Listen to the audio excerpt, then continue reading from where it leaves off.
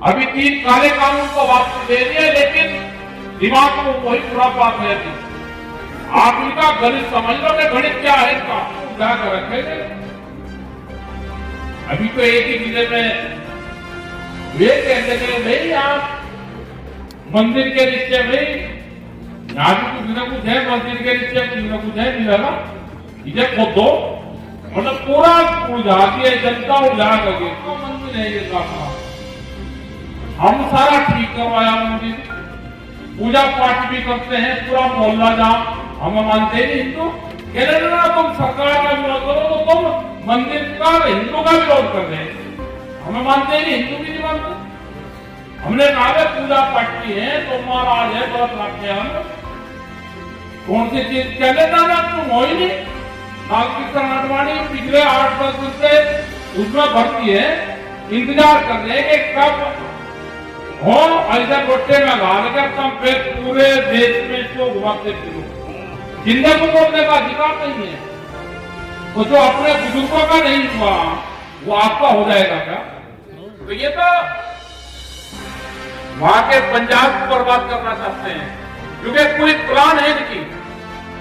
ये पंजाब के लोग कुछ करेंगे तो फिर को कहिए कि सिख समाज है, ये तो 84 वाले में आतंकवादी है, खालिस्तानी है, विपक्ष के जिसको आप विपक्ष के यहाँ पे मानते हो कि ये विपक्ष के बिल्कुल मजबूत है, घुमाधार आप उनकी लड़ाई लड़ते हैं। उन्हीं के एक बड़े नेता को 10 पेट्रोल पंप होती है सरकार में हरियाणा में। आगरा वाले पेट्रोल पंप को जो भाई किसके हैं, जो आगरा एक्सप्रेस में है उनको 8 पेट्रोल पंप है, जो खामा वो कर रहे कि मैं जब वोट दूंगा तो एक पॉलिटिकल पार्टी है उसको दे रखे सारे के सारे 8 के 8। जो विपक्ष की मजबूत पार्टी जिसको मानते हो उन्हीं के ही दे रखे, उन्हीं के उनके भाई चाचा का हुआ उनको दे रखेगा। किसकी लड़ाई लड़ोगे? जोड़ से जिन लोग को 2 जोड़ी कपड़े बदलता हो वो कहां आंदोलन रोक देगा? हमें तो चाहिए कि 3 दिन में तो भागता हो। आंदोलन ज्यादा पढ़ा लिखा आंदोलन चलाई सकता। कभी वकील ने क्या आपने लड़ते हुए भाई वकील कारण का पता वे कठोरी बाजी कभी नहीं करते, दूर दूर तक जाकर बन जाएंगे, ढाल बात बात बात क्या करते हैं। अब जिसको ज्यादा कानून का पता नहीं, आदमी हमारा था वो आंदोलन में सहयोग हो जाता था, उनके लोग सहयोग कर सकते थे, उन्हें भी बका बुक अपने भाई शामिल कर लिया। आज अगर बात हम 100 साल की करें तो भाई उनके परिवार की भी कर दो, वे वहां पर शामिल कर लिए। वे कौन सा विभाग उनको दिया है ना जो साहब को वहां पे, उसमें फंड कोई नहीं दे रहे, उसको काफी बड़ा ही वोट दे रहे वहां पर। अगर पहला लगावे के जो पहला मंत्री था उसकी एक किस्ती में सेंट्रल गवर्नमेंट फंड देती थी, आज एक जीवन नहीं देती, क्योंकि बदनाम होगा पैसा दिए जाने का विभाग दे रखा खाली। ये सबके भाई सबको बांध कर गए थे, बांध गए। आज का जो प्रोग्राम 23 दिसंबर, आज का दिन बहुत ऐतिहासिक दिन। चौधरी चरण सिंह जी जिन्होंने गांव गरीब किसान आदिवासी और मजदूर की आवाज उठाई, उनका 122वां जन्मदिन आज मनाया जा रहा बहुत धूमधाम से। ये 12 साढ़े 12 बजे तक हमारा 12 बजे तक ये प्रोग्राम चला, और आज ही 12 बजे के बाद में फिर 1 बजे से अपनी किसान पंचायत, क्योंकि दोनों चीज साथ ही कर ली जाए। तो भाई कई मामले हैं, सरकार एक तरफ कहती रहेगी कि हम किसानों की आमदनी दुगनी कर रहे, दिल्ली के कानून में किसान की आमदनी दुगनी होती रहेगी, यहाँ किसान के ऊपर कर्जा बढ़ता रहेगा। कर्जा बढ़ा है, आमदनी नहीं बढ़ी, आमदनी नहीं बढ़ी, कर्जा किसान के ऊपर बढ़ रहा है। वे कहते हैं कि हमने आमदनी बढ़ा दी। जो कुछ एक आदमी हमारा था वो आंदोलन में सहयोग हो जाता था, उनके लोग सहयोग कर देते थे, उन्हें भी बका बुकू को अपने वही शामिल कर लिया। आज अगर बात हम 100 साल की करें तो भाई उनके परिवार की भी कर लो, वे वहां पर शामिल कर लिए। वे कौन सा विभाग उनको दिया है ना 2 साल को वहां पे, उसमें फंड कोई नहीं दे रहे, उनको काफी बड़ा ही वोट दे रहे वहां पे। अगर पहला लगावे के जो पहला मंत्री था उसकी एक चिट्ठी पे सेंट्रल गवर्नमेंट फंड देती थी, आज एक नहीं देती, क्योंकि बदनाम होगा, पैसा दिया जाने का विभाग दे रखा खाली। ये सबके भाई सबको बांध गए थे, बांध गए। नोएडा में बहुत बढ़िया आंदोलन, उन्होंने सोचा भाई एक आंदोलन हम क्या करें, किसान यूनियन वाले ये और 10-12 संगठन है, इनको और इकट्ठा करके उन्होंने नोएडा का किसान मोर्चा बना दिया। ग्रेटर नोएडा, गोतमपुर का सब एक ही नाम है। वे सारे के सारे ऐसे बांध के घेर लिए कि कुछ को जेल भेज दिए और कुछ डरा दिए। कहते आंदोलन न करिए, उनकी जमीन छीन ली पूरी।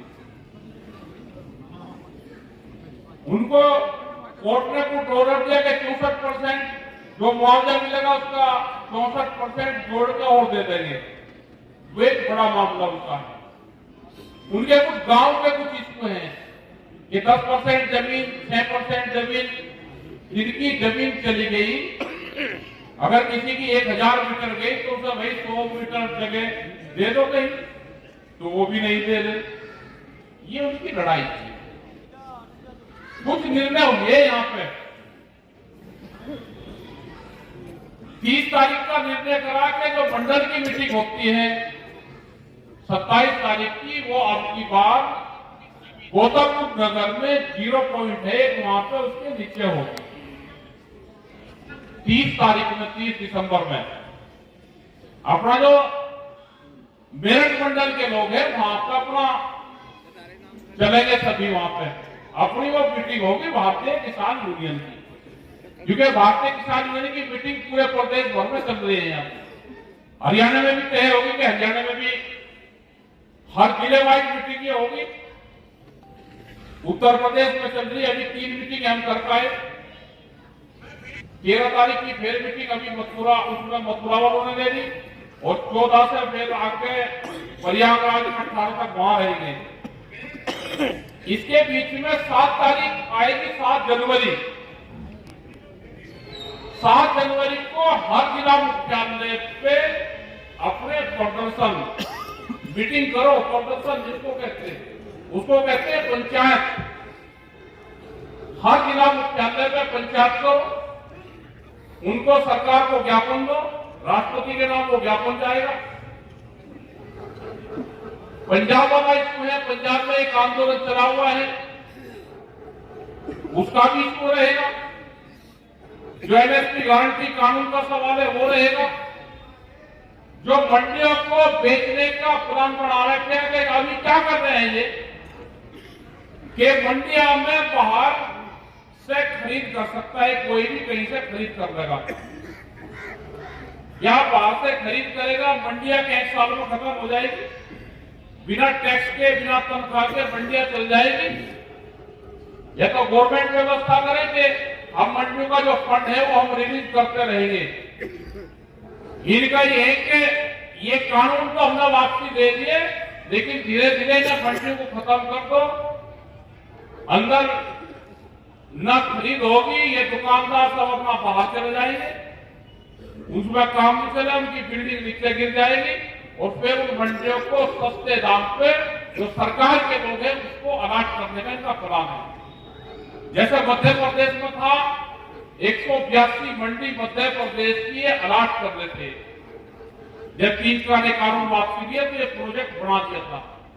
अभी 3 काले कानून को वापसी दे दिए, लेकिन दिमाग में वही बुरा बात है। अभी देखो, बगैर आंदोलन के काम चलेगा नहीं, बगैर संगठन के काम नहीं चले। आप इनका गणित समझ लो कि गणित क्या है इनका। कोई भी आदमी गांव से नौकरी करता है, शहर गया, उसने बड़ा बिजनेस की फैक्ट्री लगाई, वो बड़ा जॉबपति बन गया। वो क्या करता है कि मेरे पास में पैसे आके मैं गांव की जमीन खरीदूंगा। भाई जब बिजनेस करके भी जमीन खरीद रहा है तो आप क्यों बेच रहे हो भाई? आप तो उस पायदान पे हैं कि जो बिजनेस करके वो आदमी जमीन खरीदा, लेकिन आप तो उसी पायदान पे हो ना। आप क्यों बेच रहे हो जमीनें? इनकी नजरें आपकी जमीन के ऊपर है कि किस हुनर से ये किसानों की जमीन बिके। जमीन महंगी हो रही और किसान के भाव सस्ते हैं। इधर से आ जाओ, इधर से। भाव सस्ता और जमीन महंगी। पूरी जमीन उद्योगपति खरीद रहा है, उद्योगपति। सड़क के नजदीक की जितनी जमीनें आप देखो, हाथ धर के सब व्यापार में जमीन खरीद ली। व्यापारी मुकदमे कर रहा पड़ोसी से। जो व्यापारी डरता था वो पड़ोसी से मुकदमा कर रहा। आप किसी की जमीन पे क्या करें और पुलिस उसे कह रही आप कोर्ट चले जाओगे, आप पीछा ना छोड़ो। तो भाई जमीन बचाने का आंदोलन करना पड़ेगा, फसलों के दाम बढ़ाने के आंदोलन करने पड़ेंगे, संगठित होना पड़ेगा। नहीं तो आप उलझा कर रखेंगे।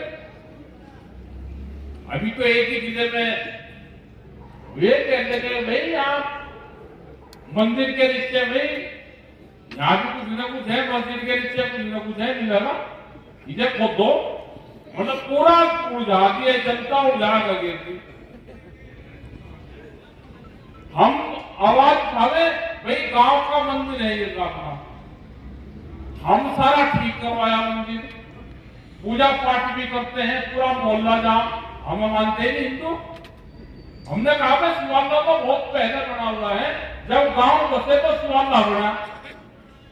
ये 1100 साल पहले गांव बसा होगा तो उस टाइम का सुवाला है। अपने गांव में मंदिर भी है, मस्जिद में कोई रोड़ा ही नहीं। कहने लगा तुम सरकार का विरोध करो तो तुम मंदिर का हिंदू का विरोध कर रहे हैं। हमें मानते ही नहीं, हिंदू भी नहीं मानते। हमने कहा पूजा पाठ की है, सोमवार आज है, व्रत रखते हम, कौन सी चीज कह लेता ना तुम हो ही नहीं। एक फोन पे 20-20 आदमी को रोज जवाब तो देते हैं, उनके वो बंद करते हैं, गाली गलौज करते हैं। तो इसका मतलब वे ना तो हिंदू है ना वे है पूंजीपति। एक पूंजीपति का गैंग है, गैंग। उस गैंग ने पॉलिटिकल पार्टी पे कब्जा कर लिया और उसने एक देश पे कब्जा कर लिया। ये तो पूंजीपति का कब्जा होगा इस देश पे। क्या अटल बिहारी वाजपेयी की विचारधारा की सरकार है ये? क्या मुरली मनोहर जोशी वो लग रहा भाई, मुरली मनोहर जोशी उद्घाटन करके गए थे, मूर्ति लग रही, आज उनको बोलने का भी हक नहीं है। अपनी ही पार्टी में दिल्ली की कोठी से बाहर नहीं निकल सकते। लालकृष्ण आडवाणी पिछले 8-10 दिन से उसमें भर्ती है, इंतजार कर रहे हैं कि कब हो ऐसा गोटे में डाल कर तुम फिर पूरे देश में इसको घुमाते फिरो। जिंदगी को बोलने का अधिकार नहीं है, तो जो अपने बुजुर्गों का नहीं हुआ वो आपका हो जाएगा क्या? अपने बुजुर्गों के नहीं हुए क्योंकि इनकी विचारधारा नहीं है। तो भाई आंदोलन संघर्ष करना पड़ेगा और आंदोलन नए तरीके के आंदोलन होंगे। मीटिंग करो, संगठित हो जाओ और जिस दिन ये लगा कि एसकेएमयू के आज देश का किसान संगठित हो गया, उस दिन आंदोलन नए तरीके से। कोई रास्ता जाम करने की जरूरत नहीं है, कोई ट्रेन नहीं रुकनेगी। मेरा खेत मेरा आंदोलन, हमारे खेत से ही आंदोलन की शुरुआत होगी। क्या किसान को यह पता नहीं चला कि जिस दिन प्रोडक्शन जब ज्यादा होता है तो भाव कम मिलता है, अगर हमने पैदावार ज्यादा करी तो भाव कम मिलता है, ये किसान को समझ जाना चाहिए। अगर पैदावार कम होगी तो भाव ज्यादा मिलेगा, ज्यादा पैदावार में भाव कम मिलेगा। ये जिस दिन किसान समझ गया, ये आएंगे आपके पास सरकार के लोग,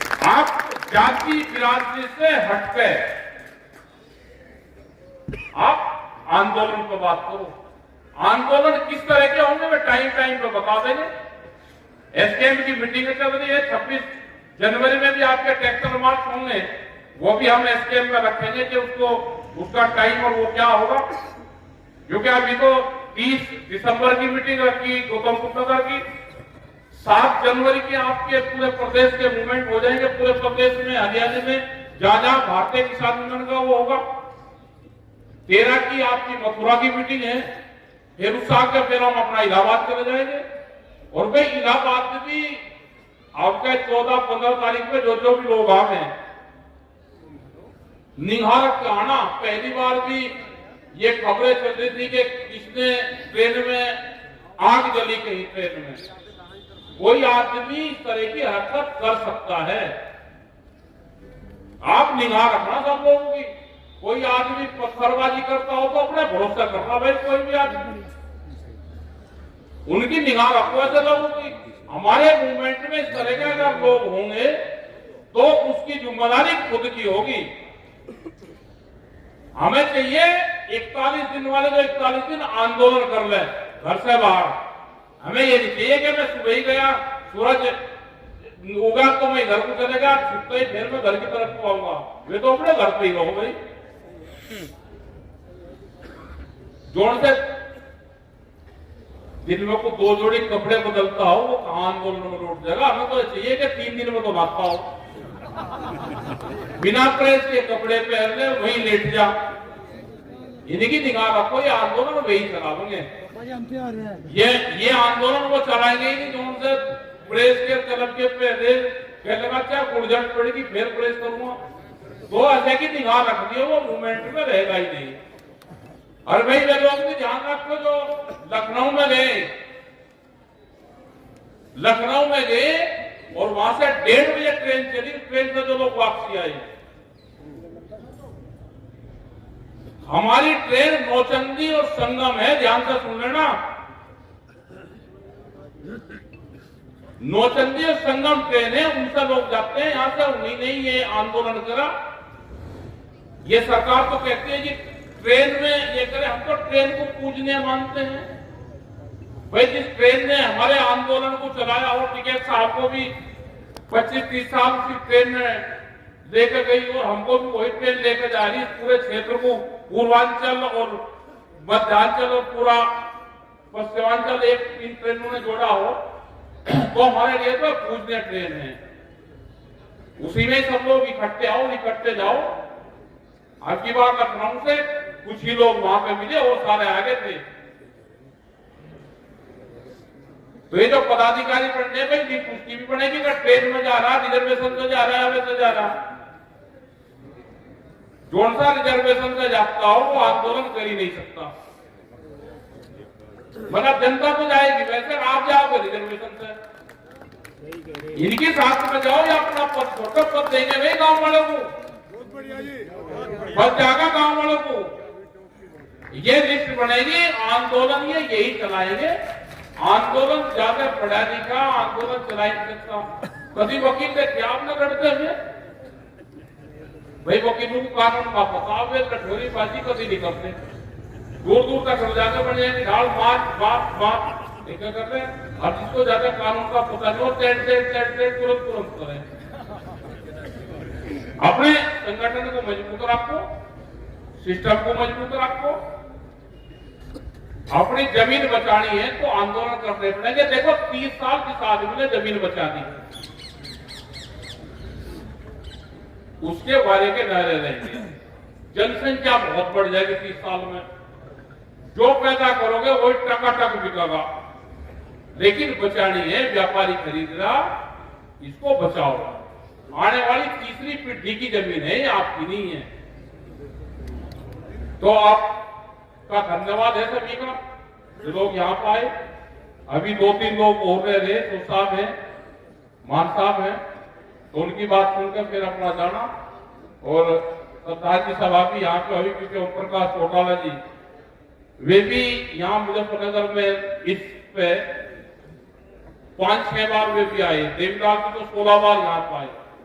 जब टिकैत साहब के प्रोग्राम यहाँ पे हो गया तो बहुत खराब स्थिति थी होती थी, तो इस भीड़ में वे यहाँ पे मौजूद थे, इधर ही यहीं पे, और यहाँ पे भी बड़ा योगदान उनका रहा। जब आंदोलन चला 86, 87, 88 के आसपास, तो 35 तो ट्रांसफार्मर दिए थे उन्होंने देवलाल ने 89 में। 35 ट्रांसफार्मर जब यहीं पे ही चलता था, इसमें हॉल के अंदर ही यहाँ पे रिपेयरिंग होती थी, 35 ट्रांसफार्मर दिए थे और उन्हीं से ही काम चला था। वो यहाँ की एम तो सरकार देने नहीं कमाए, वो बताई नहीं कमाए 35 ट्रांसफार्मर, वे तो बदलते रहे 35 ट्रांसफार्मर सरकार पे। ये सब इनको चिट्ठी लिखो भाई, हमारे 35 ट्रांसफार्मर थे हरियाणा के, वो तो आपका भाई धन्यवाद बहुत बहुत। यहाँ उत्तराखंड से भी लोग आ रहे, हरियाणा के लोगों का बहुत पैसा उत्तराखंड की गोपालपुर शुगर फैक्ट्री पे है, तो भाई उनकी भी साथ करिए, उनकी भी बात करो वहां पर, क्योंकि हरियाणा के लोग बहुत कहते हैं, उनका करीब 55 करोड़ रुपए के आसपास है और 7 साल हो गए उसको। धन्यवाद।